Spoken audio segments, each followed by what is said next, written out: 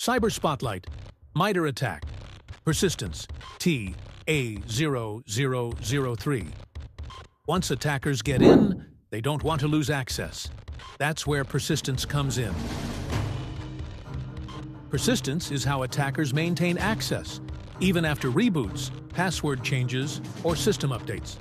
With persistence, attackers can stay hidden, come back anytime, and continue their attack without starting over. Attackers use many techniques like creating new accounts, modifying startup programs, hijacking legitimate processes, or adding backdoors to systems. For example, malware can run automatically every time a system starts, without the user knowing. Defenders monitor account changes, review startup processes, and detect unusual system behavior.